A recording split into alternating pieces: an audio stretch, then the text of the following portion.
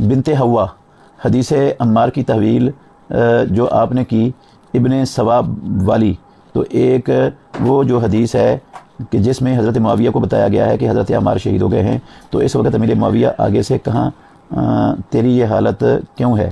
انہوں نے آگے سے کہا تیری یہ حالت کیوں ہے؟ انہوں نے بتایا کہ میں نے اللہ کے نبی سے سنا تھا عمار کو ایک باغی گروہ قتل کرے گا۔ تو اس وقت حضرت معاویہ رضی اللہ عنہ نے کہا کہ تم کیوں خود اپنے پیشاب میں گرتے ہو؟ حضرت علی کو اس کے ساتھیوں نے خود قتل کیا ہے۔ اس حدیث میں تو تحویل کچھ الگ ہے اور آپ ابن ثواب والی بتا رہے ہیں۔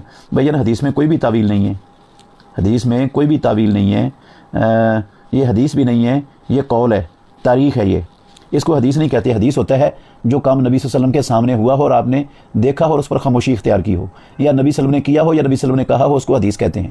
جو لوگوں کی بعد والے لوگوں کی آپس کی باتیں ہیں، گفتگویں ہیں، ان کو حدیث نہیں کہا جاتا، وہ حدیث نہیں ہوتی اور وہ حجت نہیں ہوتی۔ وہ لوگوں کی بعد والے لوگوں کی باتیں وہ دین نہیں ہے، اسلام نہیں ہے۔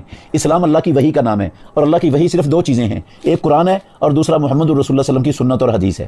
میں نے تعویل نہیں کی، میں نے تو اسی حدیث کے اندر سے دلیل دی ہے۔ وہ تعویل کیسے ہو گئی؟ میں نے یہ کہا ہے کہ رسول مکرم صلی اللہ علیہ وسلم نے فرمایا عمار کو ایک باغی گروہ قتل کرے گا جو عمار کو جہنم کی طرف بلا رہے ہوں گے اور عمار ان کو جنت کی طرف بلا رہا ہوگا۔ یہ صحیح بخاری کی حدیث کے لفظ ہیں۔